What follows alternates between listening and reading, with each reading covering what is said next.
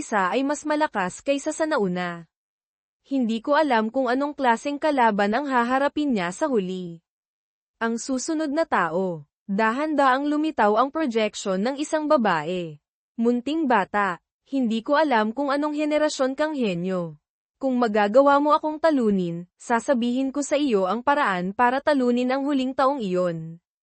Iba sa ibang mga projections na hindi nagsasalita. Ito, nakakapagsalita, at saka, mukhang medyo bata pa. Ito, magtatanong lang po ng walang galang, ilang taon na po kayo? Ang projection, ngayong taon ay 10 taong gulang. 10 taong gulang. 10 taong gulang, umabot na sa 3rd grade martial artist. At nakarating pa sa ikalawang pwesto. Talaga bang, lalabanan ko ang batang ito? Mukhang ganoon nga. Sa mga alaala ni G. Tianpeng, wala ring lumitaw na ganitong klaseng henyo. Bata, munting bata, mukhang kailangan kitang turuan ng tamang asal sa harap ng nakatatanda. Munting bata, napakagaling mong kumilos. Hindi nakapagtatakang nakarating ka hanggang sa akin. Gayunpaman, ang step technique na ito, mukhang napaka-pamilyar, lalo na. Parang heavenly killing steps ng Andayang Divine Palace. Heavenly killing steps. Nakilala. Ang munting demonyong ito, ano ba talaga ang kanyang pinagmulan? Malamang, galing siya sa 4 na dakilang Divine Lands. Ang ganitong talento, kahit sa loob ng Divine Land, maituturing na nasa pinakatuktok na. Sa kasalukuyan, ang Taiyi Divine Calculation, bagamat kayang ay dedos ang susunod na kilos niya, ngunit ang bilis ng katawan ay mahirap makasabay. Master, kung nais mong talunin siya, hindi sapat ang illusion step lamang. Maliban na lamang kung dito mo magagamit ang ikatlong anyo ng heavenly killing steps ang micro step. Sige. Ang heavenly killing steps, lahat ng step techniques ay matagal ko nang naisolo. Ngunit ang ikatlong hakbang, ay laging naantala. Sakto, dito ako magbe-breakthrough. Munting bata, kung hanggang dito lang ang iyong antas, hindi mo ako matatalo. Hindi maaaring mataranta. Kaiba sa dalawang naunang sets. Ang kahusayan ng micro step ay nasa detalyadong operasyon. Sa pinakamasikip na espasyo, maaaring gamitin ang pinakamabilis na kilos para isagawa ang maliliit na pagbabago. Habang papalapit ang panganib, lalong hindi dapat matakot. Kailangang makuha ang sandaling iyon, sa isang iglap. Sa mismong sandaling ito, umikot si Yeming, ginamit ang micro step. Matagumpay na nakailag sa gilid. Napangiti ang batang babae. Tinamaan pa rin kita sa noo. Isang suntok, tumilapon si Ye Ming, gumulong sa lupa. Bagamat naiwasan ko ang atake, tinangay pa rin ako ng hangin mula sa kanyang suntok. Sabi ni Beiming, tama ka. Gayunpaman, ito ang unang pagkakataon na ginamit ni Master ang micro step. Ang makarating sa ganitong antas, ay maituturing ng hindi masama. Hanggang dito lang. Sa ganitong antas, hindi pa rin sapat. Ngunit, kailangan ko siyang talunin. Bahagyang naiwasan ang atake ng prinsesa. Ang batang ito, nagawa pa niyang gawin iyon. Mula sa gitna ng laban, nagawa pa niyang mag-breakthrough. Ang kanyang pangunawa, ay talagang napakagaling. Gumamit ba siya ng spirit pills o wondrous medicines?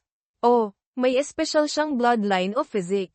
Ang taong ito, dati nang nagpunta sa Spirit River Secret Realm para magsanay.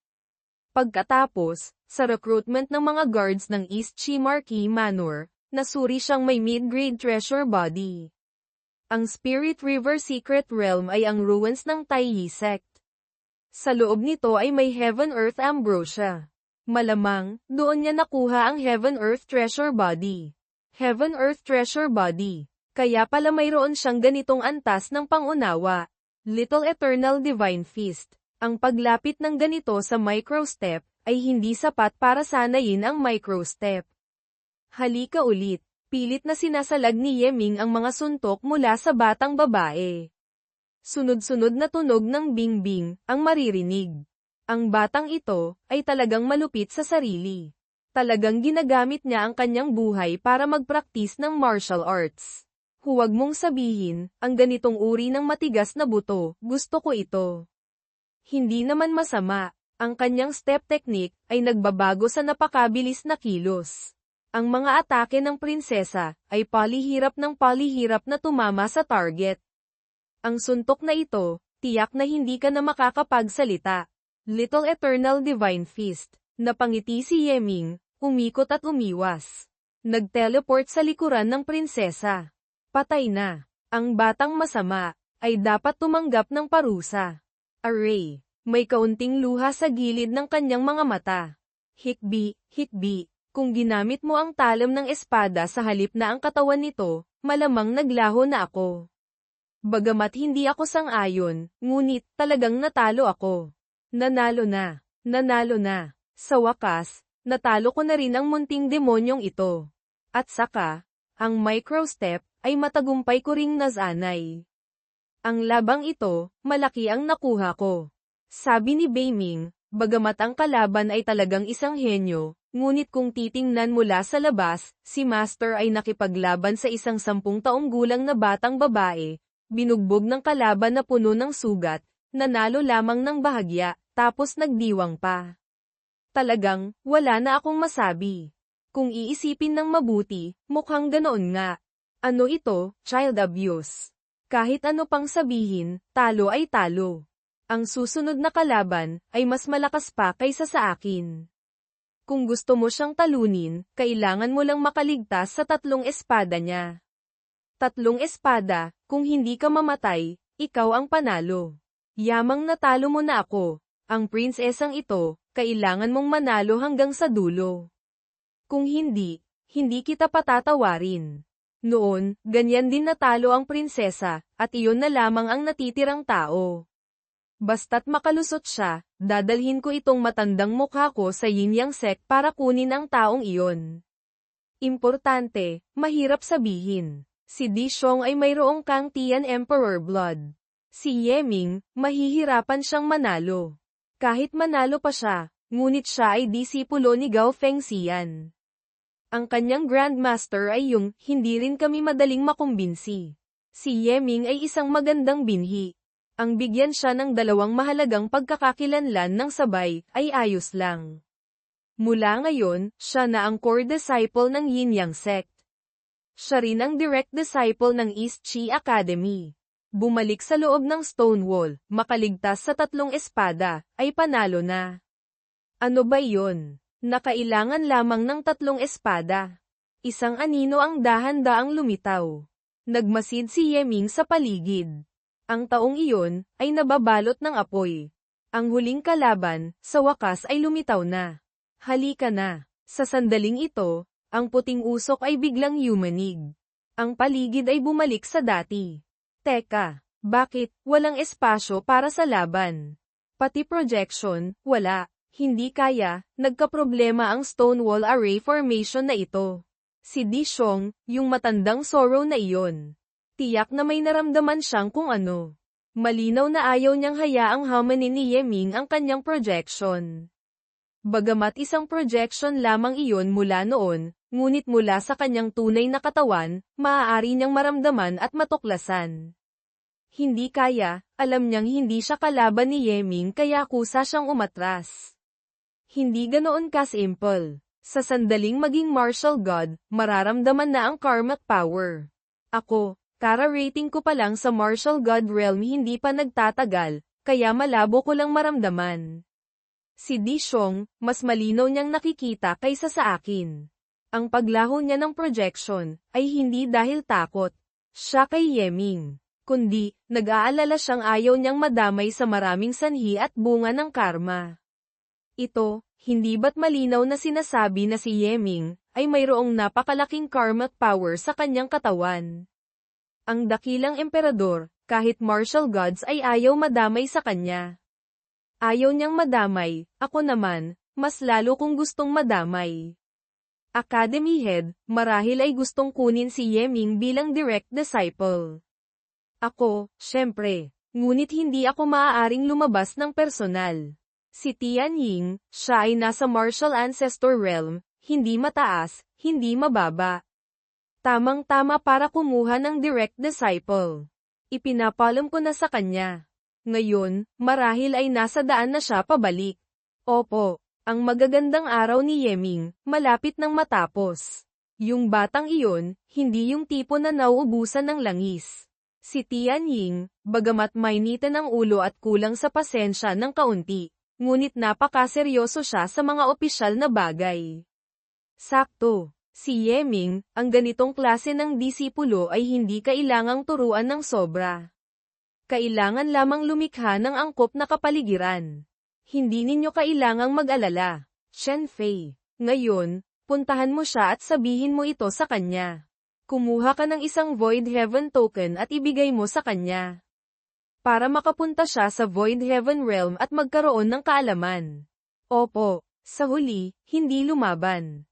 Kung gayon, hindi pa tapos. Titingnan ko na lang ba ito bilang tansing? Nakakawalang gana. Gusto kong makita yung tinatawag na tatlong espada. Biglang lumitaw si Chen Fei. Nagulat si Yeming, sino? Ikaw si Yeming. Ako ang Vice Academy Head ng East Chi Academy, si Chen Fei. Disipulo Yeming, nagbibigay galang kay Vice Academy Head.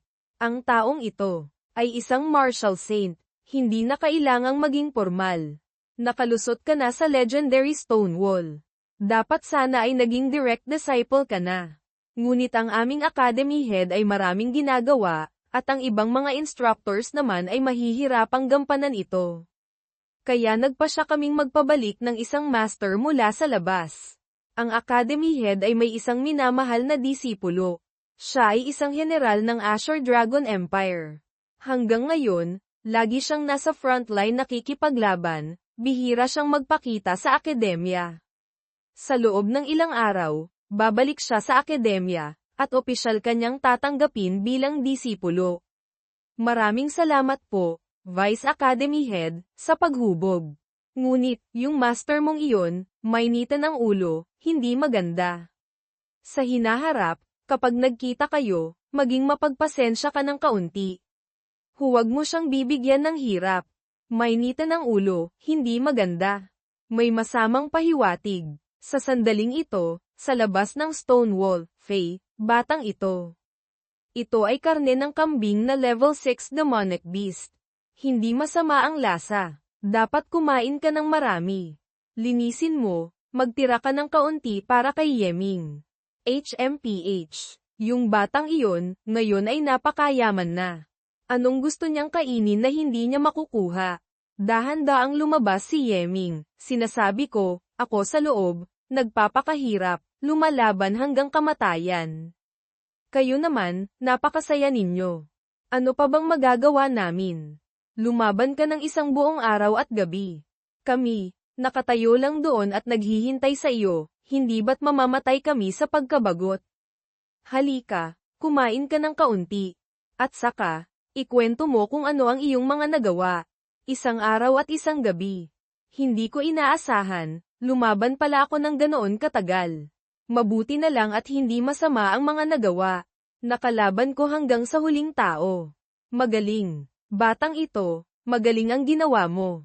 Sa ganitong tagumpay, maaga o huli, irerekomenda kang pumunta sa Azure Dragon Academy. Mabuti kung makakapunta. Oo nga pala. Hinanap ako ni Vice Academy Head, sinabing inayos niya para sa akin ang isang general bilang master. Yung general na iyon, mukhang disipulo ng Academy Head. Ang Academy Head ay may isang babaeng disipulo. Ang pangalan ay Yu Tianying. Isa siyang babaeng general ng Azure Dragon Empire. Hindi lamang siya malakas, maganda, at napakalaki pa ng kanyang katanyagan.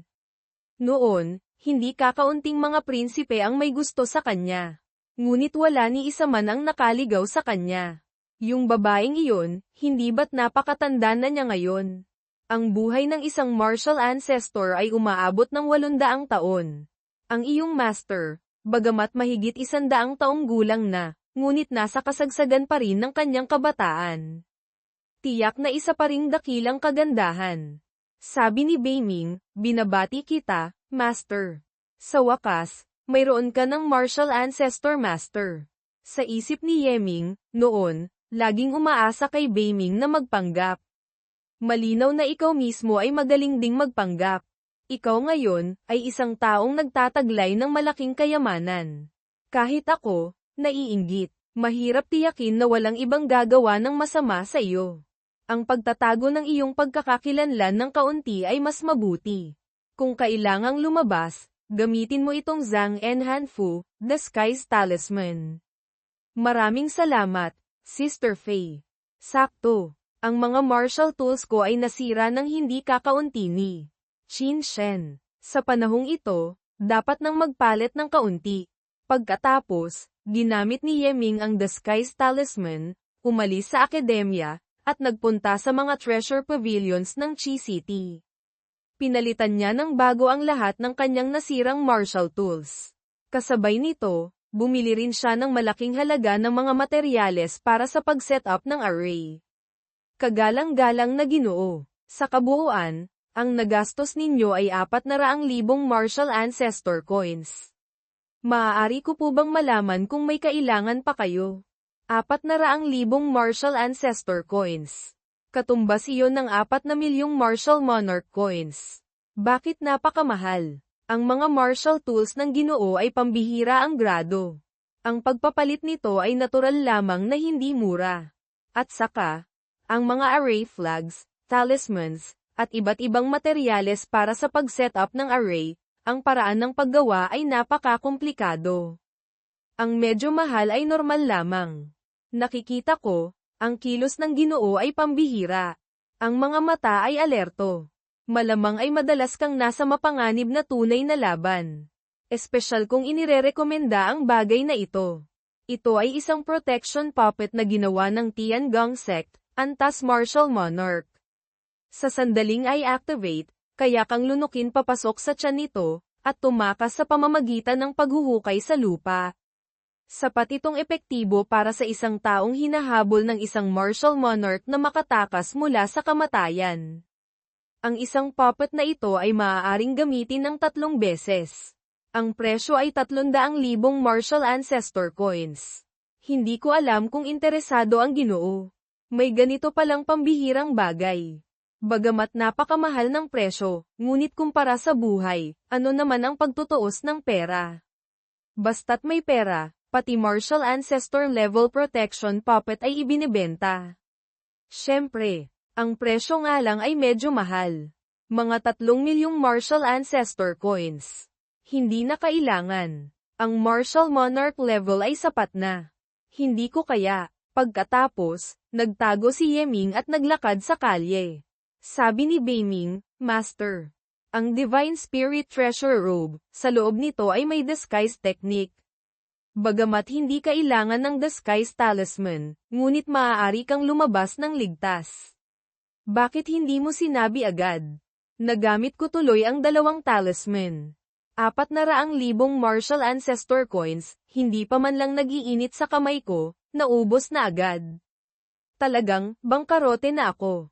Ngunit, mas mabuti ito kaysa dati. Noon, lagi mo akong sinusulsulan na ubusin lahat. Sa pagkakataong ito, hindi ko inaasahan, may natira pa akong mahigit kalahati. Beiming, bakit sinabi mong palitan ko ang mga high-grade martial tools ko ng bago, at hindi mo ako pinayagang bumili ng mas mataas na antas na king-grade martial tools? Sa kasalukuyang lakas ni Master, kahit first-grade martial tools ay nahihirapan ka pang i-activate at gamitin. Ang pagbili ng king-grade martial tools, maaari mo lamang umasa sa depensa ng materyal nito. Walang gaanong kahulugan. At saka, ang perang ito, itabi mo muna. Sa hinaharap, may paggagamitan pa ito. Si Master, sa kasalukuyan ay mid-grade treasure body pa lamang. Kumpara sa mga sukdulang henyo, malayo pa. Huwag nang sabihing habulin pa si Kwang Thai Thung. Tama ka. Kung ikukumpara kay Kwang Thai Thung, napakalayo ko pa. Ngunit si Lan Nhi, kailangan ko siyang malampasan. Si Kwang Thai Thung, ang pagkakaroon niya ng ganitong lakas, bukod sa pambihirang talento, ay dahil din sa paggastos ng malaki ng Vermilion Bird Empire.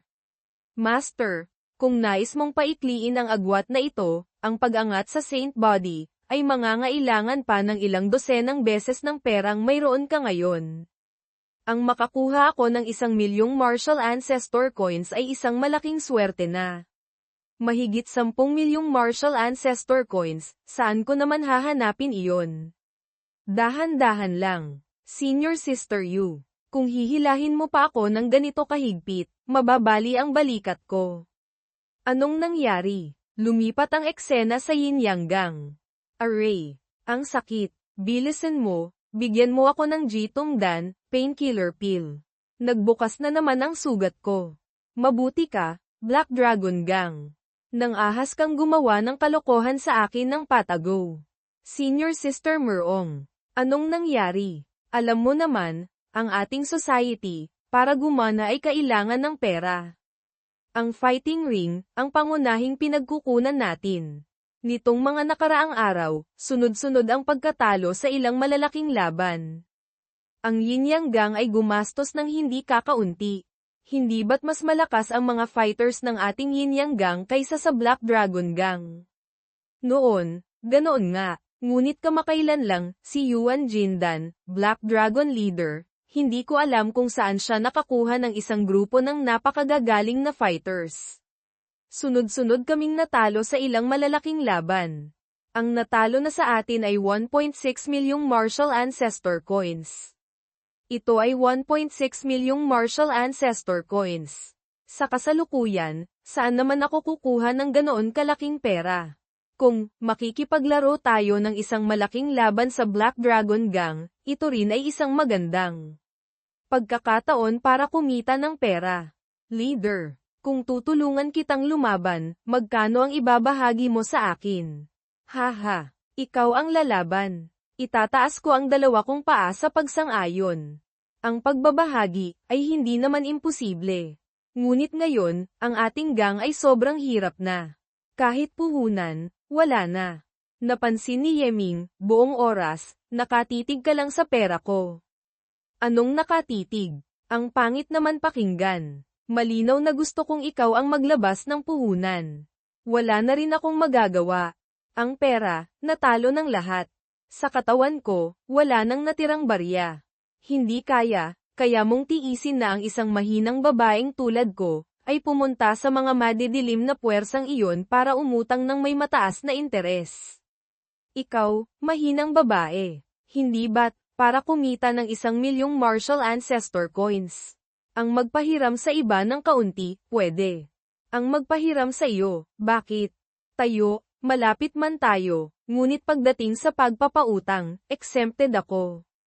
Kung mananalo, madaling sabihin. Paano kung matalo? Hindi ba't kailangan kong bayaran lahat? Kahit ano paman, ako ang leader. Hindi ka pa ba naniniwala sa akin? Hindi ako naniniwala. Ang batang ito, kuripot na nga, nang ahas pang maliitin ang aking beauty trap. Talagang, nasaktan ang aking pride. Sa itsura nito, mukhang kailangang maglabas ng kaunting puhunan. Isang araw, 1% interes. Hiramin ko ng 3 araw. Ayos na ba ito? Hinampes din ni Yeming ang mesa. Akala mo hindi ako marunong sa negosyo. Ang pagpapautang sa mga martial artists, napakataas ng panganib. Baka sa isang araw, bigla na lang siyang mawala. Kaya sa black market, 4% ang interes. Dahil malapit tayo, kukunin ko sa iyo ang 3%. Adik, sayang lang ang pagtulong ko sa iyo noon na harapin ang Black Dragon Gang. Kung hindi dahil doon, paanong magtatanim sila ng sama ng loob at aatake sa atin? Huho, ikaw na walang utang na loob na lobo. Pusong babae, inaapi mo akong mahirap, pinipilit ang presyo kahit saan. Hiramin lang ng kaunting pera, humihingi pa ng mataas na tubo. Kung alam ko lang, hindi na sana kita tinulungan. Senior sister, huwag kang mag-alala. Pinakamasama, pupunta na lang din ako sa black market para umutang. Ituring mo na lang na nakautang na tayo. Huho, Chen, ikaw pa rin ang pinakamabait. Sige, sige, sige. Tama na ang drama. 2% interes. Kapag mas mababa pa riyan, wala nang usapan. 2%, pwede na. Yung 1 milyong martial ancestor coins niya, itinaya niya lahat. Ang perang kinita ko, hindi na ako makikipagtalo pa sa iyo. Ayon sa standard ng black market, hahatian kita ng 4%. Ano sa tingin mo? 40%. Pwede na. Ngunit, maaari lamang kitang pahiramin ng 600,000. Yung natira, itatabi ko para sa sarili ko. Pwede na rin. Pagbalik, iisip ako ng ibang paraan. Magdadagdag pa ng ilang 10,000. Pagdating ng panahon, itataya ko lahat. Lahat. Paano kung matalo? Ang mga eksperto na inimbitahan ng kabilang panig, anong mga realm sila? 2 martial artists, 1 martial master, 1 grand martial master.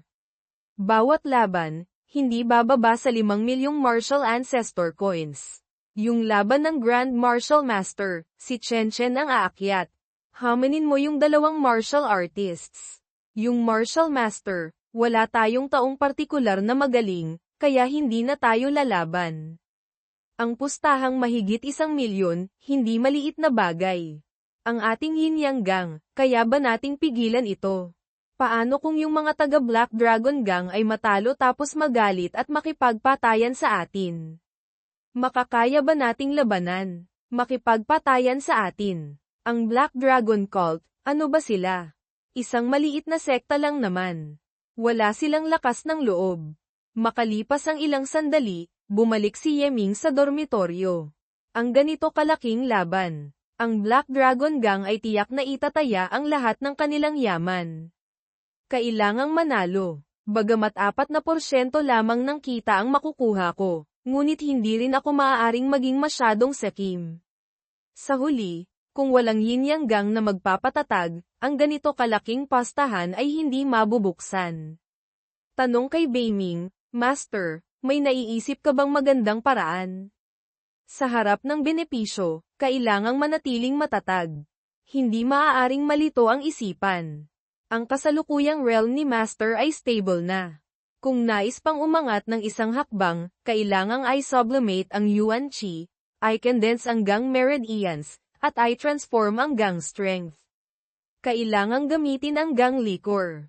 Sa mundo, ang Gang Meridians ay nahahati sa 4 na antas, unang antas Divine Gang, ikalawang antas Heaven Gang, ikatlong antas Earth Gang, ika-4 na antas Spirit Gang. Karamihan sa mga martial artists sa mundo ay Spirit Gang lamang ang nako-condense. Ang makapag-condense ka ng Earth Gang, isa ka sa 10,000. Tungkol naman sa Heaven Gang, sa 100 milyong martial artists, hindi tiyak na may isang magtatagumpay. Ang Heaven Gang, bagamat napakahalaga, ngunit kumpara sa Divine Gang, malayo pa rin. Ang Divine Gang Meridians ay mahahanap lamang sa pagkakataon, hindi mahahanap kung hahanapin. Maliban sa Imperial Divine Clan na mayroong nakakatakot na mga materyales, kahit pa mga Holy Land Inheritors, halos walang sino man ang makakakuha nito. Si Beiming, alam niya ang kinaroroonan ng Nine Heavens Zuan Gang. Ngunit ang lokasyon ay mapanganib. Kailangan ng hindi bababa sa Martial Saint na mag-i-escort. Ang realm ng iyong master ay Martial Monarch. Wala rin akong kakilalang Martial Saint. Sino ang hahanapin kung magiging tagapagtanggol? Ngunit, may isang pagpipilian. Kinuha ni Yeming ang bagay na ibinigay ni Zuan Bing. Zuan Bing. Kapatid, nag-breakthrough ka na ba? Malaking tagumpay. Yung enlightenment pill na iyon, talagang magandang bagay. Kung wala kang gagawin, pumunta ka sa labas ng lungsod sandali. Sakto, may kailangan ako sa iyo. Makalipas ang ilang sandali, dumating si Yeming sa lugar na pinag-usapan nila ni Zuan Bing. Si kapatid Zuan Bing, marahil malapit nang dumating, ano? Nagulat si Yeming at lumingon. Yeming, dumating ka na. Ikaw, si kapatid Zuan Bing. Tama, salamat sa iyong enlightenment pill. Nag-breakthrough ako ng tuloy-tuloy. Naging anyong tao na ako. Ha, ibang-iba sa aking inaasahan. Beiming, hindi ba't babaeng hayop siya? Lagi ko siyang tinatawag na kapatid Zuan Bing, bilang paggalang lang. Bakit, naging lalaki talaga siya? Ang Zuan Bing Beast sa nakaraang henerasyon ay babae. Pagkatapos maging adulto, magiging lalaki ito. Kaya nang mag-anyong tao, lumitaw siyang may anyong lalaki. Kung gayon, paano sila nagkakaanak? Ang anak ng Zuan Bing Beast ay nabubuo gamit ang innate cold chi. Hindi tulad ng mga tao na kailangan ng isang lalaki at isang babae para magkaanak. Ang pagiging babae sa nakaraang henerasyon ay dahil nais nilang alagaan ang kanilang anak. Ang pagiging lalaki sa susunod na henerasyon ay dahil nais nilang protektahan ang kanilang anak. At saka, ang Zuan Bing Beast, isang beses lamang maaaring magkaanak sa buong buhay. Kaya napakahalaga sa kanila ang kanilang anak. Ganoon pala. Parang may mali pa rin. Kahit ano paman, ang pag-anyong tao ni kapatid Zuan Bing ay isang napakagandang pangyayari. Susunod, maaari ka nang mag-cultivate ng mga human techniques. Maaari ka na ring pumasok at lumabas sa mga lungsod ng tao. Mas madali na kaysa dati. Ganoon nga, ngunit sa katotohanan, ang aking beast physique ngayon ay may malaki pa ring pagkakaiba sa mga tao. Hindi na ako maaaring mag-cultivate gamit ang dating wild path. Hindi rin ako maaaring mag-cultivate ng inyong mga human techniques. Kung nais ko pang umangat, maaari ko lamang gamitin ang Demon God Scripture Lineage Techniques. Ngunit ang ganitong klase ng teknik ay napakabihira at mataas ang antas. Sa mga ordinaryong lungsod, mahirap itong mabili. Tulad ng Chi City na napakalaki, mayroong mga sukdulang eksperto roon. Kung papasok ako, kahit kaunting pagkakamali, matutuklasan ako agad. Ang kahihinatnan ay mahirap isipin. Ito, ang mga kayamanan na inipon ko sa buong buhay ko. Maaaring ipagpalit para sa sapat na pera. Tulungan mo akong pumasok sa lungsod ng tao, bilhin ang teknik. Yung natirang pera, kasama na ang singsing na iyan, ibibigay ko sa iyo. Emperor Grade Storage Martial Tool.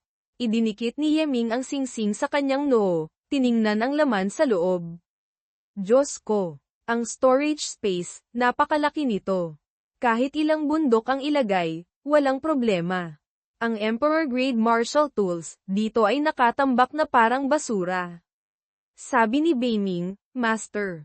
Ang mga bagay sa loob ng singsing na ito, ang halaga ay hindi bababa sa 20 milyong Martial Ancestor Coins.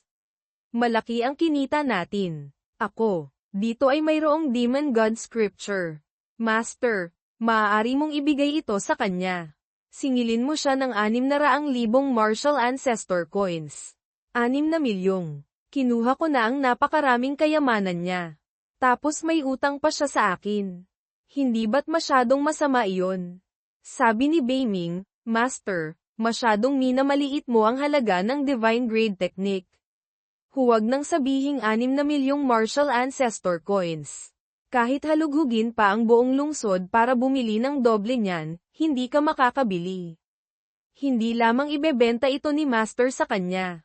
Tutulungan pa siyang suriin. Alam niya ang mga benepisyo ng teknik na ito. Ang Divine Grade Technique ay hindi biro. Sa imbakan ni Beiming, lahat ay mula kay Tongtian Old Ancestor. Ngunit sa mundo, ilan ba ang Tongtian Old Ancestor? Ang ganitong teknik, kung madali lang makuha, natatakot akong kahit ang Zuan Bing Beast ay hindi ito ibibigay. Kapatid Zuan Bing, ang aking master, ay mayroong Demon God Scripture. Ang set na ito ay isang Divine Grade Technique, ngunit sa kanya ay walang silbi, kaya pinatago niya sa akin. Kulang ako ng pera para gastusin, kaya gusto kong ibenta. Divine Grade Technique, kulang ng pera kaya, ibebenta. Ang master ni Yeming, ay napakagalante naman. Ang master ko, ay nag-aalala para sa akin kaya ganoon. Ngayon, kulang ako ng pera. Hindi ko alam kung papayag siya. Kung para kay kapatid Zuan Bing, maaari akong magsinungaling kay master. Ibenta ko ng mura itong scripture sa iyo. Hinding-hindi maaari. Ang Divine Grade Technique, ay hindi maaaring basta-basta ipasa. Tayo, bagamat magkaibigan, ngunit isa ay isa. At saka, nagtiwala siya sa iyo. Paanong sisirain mo ang kanyang tiwala? Sa totoo lang, kapatid Zuan Bing, ang mga kayamanang ito, ang halaga ay malayo pa kumpara sa pagbili ng Demon God Scripture. Hindi ko sinasabing magsisinungaling kay Master, natatakot lang akong baka hindi ka pumayag. Alam ko ang kahalagahan ng Divine Grade Scripture. Ngunit, talagang hindi ko na kayang magdagdag pa. Ang mga bagay na ito. Kung gayon, maaari ba akong makipag-usap sa iyong master? Ang mga bagay kong ito, lahat ay ibibigay ko sa kanya. Yung natitira, dahan-dahan kong pupunan. Ako, bata pa ako ngayon. Kung makakakuha ako ng divine grade technique, tiyak na ang aking mga makakamit ay magiging martial god. Pagdating ng panahon, kahit gaano pa kalaki, ang utang kong ito, ay mababayaran ko rin. Ikaw, hindi mo na kailangang magsalita ng mabuti para sa akin. Basta ayon sa halaga, makipag-ayos ka. Sige, kung gayon, magta-transmit ako kay Master. Tingnan natin kung ano ang kanyang sasabihin. Beiming, turno mo na. Zuan Bing Beast. Ikaw at ako, bagamat hindi pa nagkikita, ngunit parang matagal nang magkakilala. Ang iyong sitwasyon, naiintindihan ko. Ibawas mo ang halaga ng mga bagay mo na ibinigay sa aking disipulo. Babawasan pa kita ng 4 milyong mga butel. May utang ka pa sa aking 30 milyong martial ancestor coins. Sa hinaharap, kapag naipon mo na, ibigay mo sa aking disipulo. Nakatanga pa rin si Zuan Bing, naghahanap. Naririnig ang boses ngunit hindi makita ang tao. Kahit pa ang kanyang aura, ay hindi ko man lang maramdaman kahit kaunti. Ang iyong master, ay talagang nakakatakot. Hindi ko rin inaasahan. Beiming, sa harap mo, sumisigaw ako ng ganyan kalakas, hindi mo rin napansin. Ang Divine Spirit Treasure Robe, ay talagang napaka-abnormal. Inilabas ni Yeming ang teknik. Kapatid Zuan Bing, may isa pa akong bagay na kailangan ng iyong tulong. Mayroon na akong scripture na ito. Ang Demon God Realm, para sa akin, bagamat mataas, ay hindi imposibleng abutin. Ako naman, ay nakakuha ng malaking pabor mula sa iyo. Kung may kailangan ka, sabihin mo lang ng diretso. Coco, nakukonsensya ako. Ganito kasi iyon. Kamakailan lang, gusto kong i-condense ang Gang Meridians. Gusto kong hanapin ang 9 Heavens Zuan Gang. Ang bagay na ito, malayo ang lalakbayin. Ang aking master, ay may mahalagang bagay na gagawin, hindi maaaring personal na pumunta. Umaasa akong may isang senior na tutulong na magbigay ng proteksyon para sa akin. Kung pag-uusapan ang pag-condense ng gang, alam ko ang isang lugar. Doon, nakatago ang Three Realms Divine Gang. Kumpara sa 9 Heavens Zuan Gang, mas malakas pa ng husto. Hindi ko alam kung interesado ka. Divine Gang. Ako, sobrang interesado ako. Ang Three Realms Divine Gang, kayang pagsamahin ang lahat ng bagay. Tiyak na magandang bagay iyon. Kung gayon, maghanda na tayo ngayon din. Oo nga pala. Muntik ko nang makalimutan ng isang bagay. Hinawakan ni Zuan Bing ang leeg ng isang tao at hinayla ito palabas. Noong dumating ako, natuklasan kong ang taong ito ay nagtatago sa kawalan, sinusundan ka. Kaya pinatigas ko ang espasyo sa kanyang kinalalagyan. Yeming, nakikilala mo ba siya? Dakilang demonyo. Patawad. Dakilang demonyo. Senior. Patawad po, sabi ni Beiming, Master. Ang taong ito ay isang martial monarch. Gumamit siya ng void concealment technique. Pansamantala, hindi ko siya natuklasan. Malinaw na, sinusundan ako ng isang martial monarch sa buong paglalakbay. Ang taong ito, tiyak na gusto niya ang pera ko. Sa daan, nakalimutan kong gumamit ng disguise technique. Ganoon pala, mahigpit na hinawakan ni Zuan Bing ang kanyang leeg. Isang lamang ang narinig. Ang buong katawan niya ay nagyelo na dahil kay Zuan Bing. Basagin mo siya sa maliliit na piraso. Lumapit si Zuan Bing at kinuha ang kanyang storage ring. Ang yaman sa kanyang katawan ay hindi naman masama. May mahigit 10,000 martial ancestor coins. Ngunit ang mga gamit sa loob, lahat ay may malabong itim na aura. Mukhang ang taong ito ay hindi kakaunti ang nagawang pagpatay at pagnanakaw. Ang singsing na iyan, kunin mo. Tayo na. Tara na. Pagkasabi noon, agad na isinama ni Zuan Bing si Yeming sa paglipad. Lumipat ang eksena sa Demon Beast Forest, isang malaking demonyo ang lilipad sana nang mabilis na dumaan si Zuan Bing. Muntik na siyang mamatay. Sa loob ng Demon Beast Forest, hindi kakaunti ang mga malalaking demonyo. Ngunit si Zuan Bing Beast, dumadaan lamang siya. Hanggang sa, hindi na sila ng ahas na umungol. Sa huli, ang level 8 demonic beast ay hari na sa mga demonyo. Mas mataas pa rito, ay demon god na lamang. Makalipas ang ilang sandali, dinala si Yeming sa isang ilog na may 3 kulay. Dahan-daang huminto si Zuanbing. Ang Three Realms Divine Gang ay nakatago sa pinagmulan ng Three-Color River na ito. Sa ilalim ng buhangin at graba, kailangan mo lang maghukay ng isang butas. Maaari ka nang pumasok para mag-cultivate. Nagpalipad si Zuanbing ng isang snowflake pababa sa ilog. Isang malakas na pagsabog ang umalingaw-ngaw. Tumalsik ang tubig sa lahat ng dako.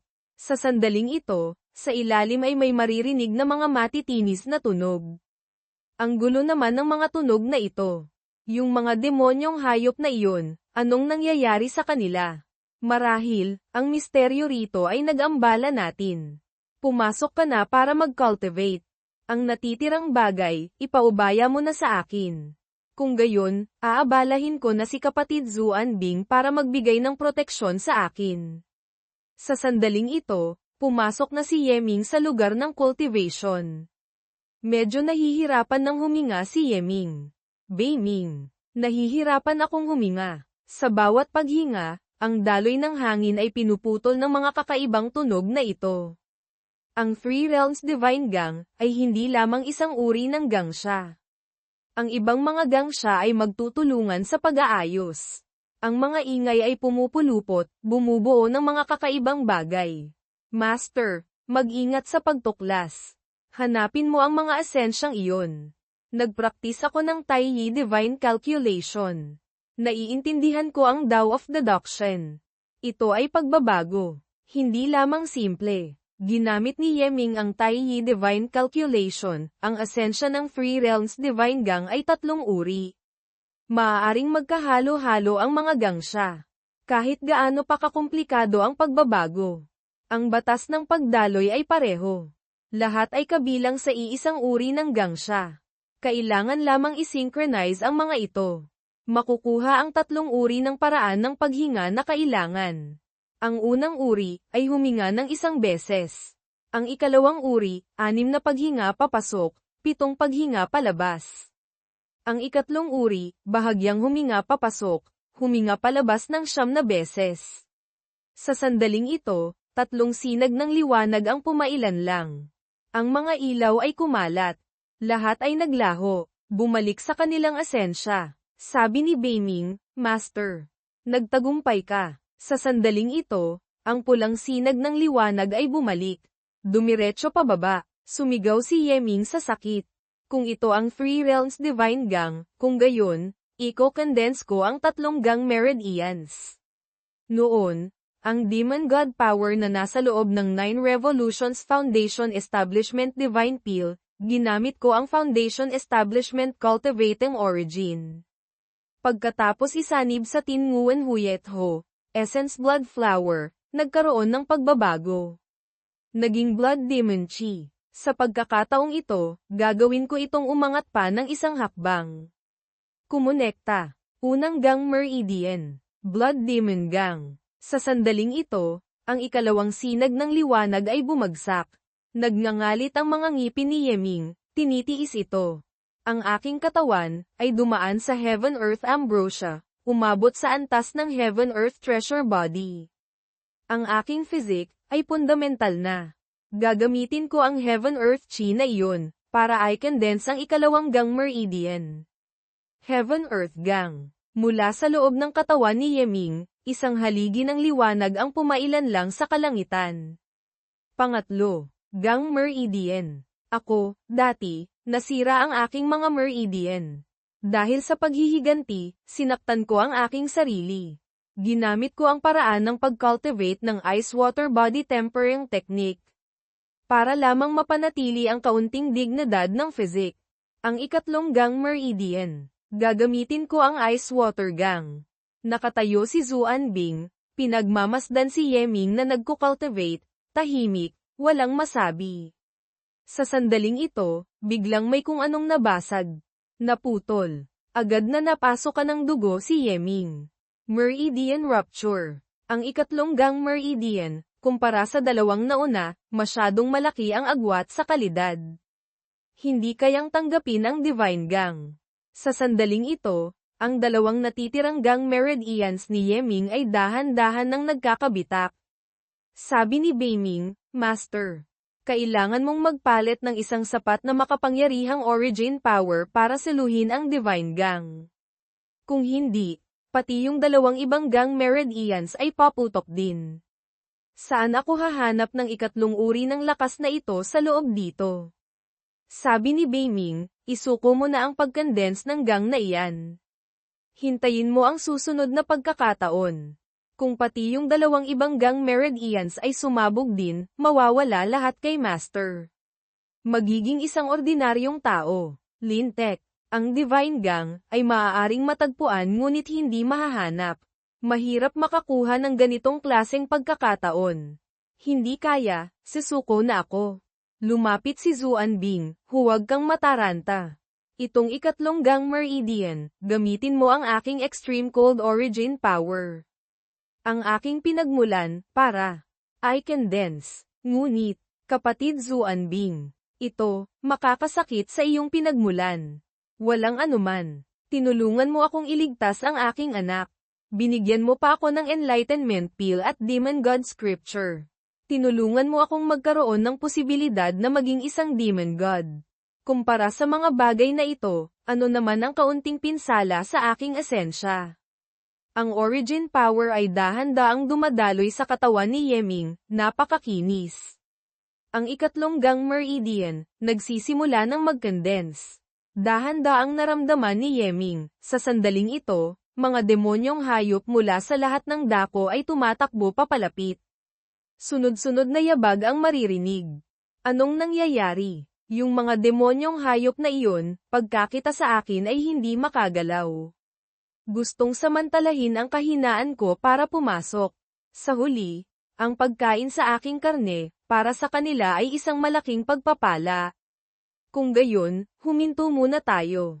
Asikasuhin muna natin sila. Pagkatapos, magsisimula ulit tayo. Hindi. Ang Divine Gang ay nagbukas na. Kung hihinto tayo, maglalaho ito sa tatlong mundo. Mahirap nang hanapin pa. Ang mga demonyong hayop sa itaas ay sabay-sabay nang sumugod. Sumugod sila pababa, umuungal. Mag-focus ka sa pag-condense ng gang. Ayos na. Ang natitira, ipaubaya mo na sa akin. Sumugod ang mga demonyong hayop, umatake sa harang na ginawa ni Zuan-Bing, kapatid Zuan-Bing. Huwag kang mag-alala. Sinabi ko na dati, poprotektahan kita. Sige, patuloy na umatake ang mga demonyong hayop, kasabay ng mga sigawan. Gamit ang extreme cold origin ng Zuan-Bing Beast, I condense ang ikatlong gang meridian. Extreme Cold Gang. Three Realms Divine Gang, na kumpleto na. At saka, ang pinsala ng Blood Demon Gang at Heaven Earth Gang ay nanambalik na rin tulad ng dati. Sabi ni Beiming, bagamat sa kabuuan, si Master ay talagang nag-condense ng tatlong gang meridians. Ngunit ang gang meridians ay hindi maaaring magkaroon ng tatlong Mach meridians. Sila ay gumagamit lamang ng isang estado ng tatlong Mach, ngunit sa esensya ay iisang Mach lamang ang umiiral. Kaya pagkatapos makumpleto ang Divine Gang, ang dalawang natitirang Mach ay kusang manunumbalik din. Kapatid Zuan-Bing, ayos ka lang ba? Ayos lang. Ang hapunan, ililibre kita ng masarap na pagkain. Isang malakas na pagsabog ang umalingaw-ngaw. Ginawang isang malaking blok ng yelo ni Zuan-Bing ang lahat ng umaatakeng demonyong hayop. Natulala si Yeming, walang masabi. Ito, ang hari sa mga Zuan Beasts. Ang lakas ng isang level 8 demonic beast. Ngunit, bagamat nagyelo hanggang mamatay, ang karne ay nanatiling perpekto. Ang mga demonyong hayop na ito, pinakamataas ay level 5 at level 6. Sa loob nito ay mayroon ding hindi kakaunting level 7 na umiiral. Ang level 7 demonic beast, ang lakas ay katumbas ng isang martial ancestor. Hindi ko alam kung ano ang magiging lasa. Nang gabing iyon, nang mataas na ang buwan. Nagparikit ng apoy si Zuan-Bing at nag-ihaw ng karne. Kumuha siya ng isang piraso. Kami, mga demonyong hayop, karaniwan ay direktang kinakain ng hilaw. Kayo namang mga tao, iniihaw nyo na nga, gumagawa pa kayo ng iba't ibang komplikadong pampalasa. Kumpara sa amin, mas marami kayong makakain. Haha, hindi lang naman simpleng pampalasa. Noon, nang mag-ihaw ako, nilagyan ko ng 5 pampalasa. Tinitiyak kong ang lasa ay mas masarap pa. Pagdating sa pag-iihaw, tiwala ako sa sarili ko sa bagay na ito. Ang karne ng level 7 demonic beast, bagamat malaki ang benepisyo sa iyo, ngunit dahan-dahan lang sa pagkain. Kung hindi, mahihirapan ang iyong katawan na ay absorb ito. Kinagat agad ni Yeming ang isang piraso. Hindi nga may kakaila na karne ng level 7 demonic beast. Ang kapal nito ay higit pa sa ibang mga demonyong hayop. Isang kagat lang, ramdam ko ng busog na ako. Ang mga kalamnan ko, parang tumigas pa. Ang katawan, puno ng sigla. Paikutin mo ang gangchi sa iyong katawan para linisin ito ng buo sa isang higop. Pagkatapos ay kumain ulit, ganoon ang mas makakabuti sa iyo. Oo nga pala, kapatid Zuanbing. Susunod, ano ang iyong mga plano? Una, maging pamilyar muna sa Demon God Scripture. Kapag may libreng oras, pupunta ako sa mga lungsod ng tao para tingnan. Hindi pa ako nakakapunta sa lungsod ng mga tao. Hindi ko alam kung ano ang itsura nito. Wala namang espesyal. Isang tumpok lang ng mga bahay. Ngunit, sa loob ay maraming lugar na mapaglilibangan. Tulad ng sag-alan, fighting ring, at mga bahay aliwan na espesyal para sa mga lalaki. Mayroon ding ilang mga tao na nag-aalaga ng maliliit na demonyong hayop bilang mga alaga. Teka. Ang mga tao, malinaw na mabuti rin pala ang pakikitungo sa mga demonyong hayop. Siyempre meron, ngunit karamihan sa kanilang inaalagaan ay may maliit, maganda, at kaibig-ibig na anyo. Sa kabilang banda, mayroon ding mga taong nag-aalaga ng malalaking uri, para magpakita ng lakas. Kinabukasan, sa labas ng Chi City. Ang bagay na ito, lahat ay dahil sa tulong ni kapatid Zuanbing. Lubos akong nagpapasalamat, magkaibigan tayo. Ang iyong physique ay napakaganda. Sa hinaharap, ang iyong mga makakamit ay lalampas pa sa akin. Sigurado ka bang ayaw mong sumama sa akin sa loob ng lungsod? Sa hinaharap, kapag matatag na ang aking realm, pag-iisipan ko. Kung gayon, Palem. Agad na umalis si Zuanbing, hihihi. Ang biyaheng ito, ay talagang isang malaking ani. Pauwi na. Mabilis na lumipad. Si kapatid Zuanbing, binigyan pa ako ng isang tumpok ng mga kayamanan. Sabi ni Beiming, Master, hindi na kailangang tingnan. Karamihan, ay hindi mo magagamit. Mas mabuting pumunta sa mga maliliit na treasure pavilions para ibenta. Isa lamang ang magagamit, iyon ang Daiyan Divine Talisman. Sa loob, mga kayamanan na nakatambak na parang bundok. Hindi kaya, isang talisman lang na iyon ang angkop sa akin. Ang mga kayamanan, sa kabilang banda, ay hindi kakaunti. Ngunit si Master, mas mabuting huwag umasa sa panlabas na lakas. Ang magkaroon ng isang martial monarch puppet na nagpoprotekta sa buhay ay sapat na. Sige na, yung Daiyan Divine Talisman na iyon, ano ba iyon? Ang Daiyan Divine Talisman, sa loob nito ay nagtatago ng walang katapusang hiwaga. Gamit ito, maaari kong buksan ang ikatlong antas ng Divine Deduction Art. Sa kasalukuyan, ang Divine Deduction Art, bagamat kayang maabot ang pagbabago ng oras na 1 taon sa loob katumbas ng 1 minuto sa labas, ngunit sa mga sandaling ito ay nakapirmi. Hindi mababago. Kung mabubuksan ni Beiming ang ikatlong antas, ang paglipas ng oras ay maaaring malayang ayusin. Si Master, may isip mo, hanggang sa mga bagay, ay magiging mas totoo. Ito ay magiging isang uri, ng parehong totoo, at parehong ilusyon, na magkahalong estado. Ilusyon at katotohanan. Ito, hindi ba't parang isang maliit na mundo? Ang pagbukas ng maliit na mundo, hindi ba't tanging martial gods lamang ang makakagawa? Tama ka. Dahil din, kayang i-evolve. Tanging mga Diyos lamang ang makakagawa ng mga bagay. Kaya ito tinawag na Divine Deduction Art. Pagkatapos mabuksan ang ikatlong antas, si Master, hindi lamang makakapasok ang kaluluwa, kundi pati ang katawan. Dati, ginamit ni Master ang Divine Deduction Art, gaano man katagal mag-cultivate, ay pag-cultivate lamang ng isipan. Sa realm ng katawan, walang anumang pagbabago. Kaya sa karamihan ng oras, ay ginagamit lamang ito para maunawaan ang mga techniques. Hindi maaaring gamitin para umangat ng realm o palakasin ang katawan. Pagkatapos mabuksan ang ikatlong antas, ang mga limitasyong ito ay mawawala na. Sige na. Kung gayon, susunod, kailangang pumunta sa Duo Bao Pavilion. Ibenta ang mga bagay na ito. Tandaan mong gumamit ng kaunting disguise technique mo ha. Ayoko nang masundan ulit ng ganitong klaseng nakakatakot na martial monarch. Mabilis na ginamit ni Beiming ang disguise technique kay Yeming. Nagbago ang itsura ni Yeming. Beiming, maaari mo bang gawing medyo gwapo ang itsura ko? Ang itsurang ito, mukhang madaling mabugbog. Iyon mismo ang epekto na gusto. Master, tandaan mong magpakita ng kaunting kayabangan. Ang mga salita at kilos, kapag mas magkasalungat sa isa't isa, mas mabuti. Bakit? Sa ganoong paraan, mararamdaman ng kabilang panig na si Master, ay may dakilang personalidad na nagpoprotekta sa likuran. Kung hindi, walang lakas ng loob na magpakita ng ganyang kayabangan. Sa huli, kung nais mong ibenta ang ganoon karaming kayamanan, napakahirap iwasan na malaman ng iba. Gamit lamang ang martial ancestor will ni Beiming, mahirap tiyakin na walang magiging butas. Sigurado ka bang, hindi ito ang iyong trip? Si Beiming, ay walang emosyon. Hindi alam kung ano ang trip. Makalipas ang ilang sandali, nakarating na si Yeming sa Duo Bao Pavilion. Malakas niyang hinampes ang kanilang mesa. Sino ba iyang napakayabang?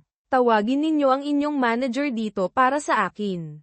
Nagdala ako ng isang tumpok ng malalaking kayamanan.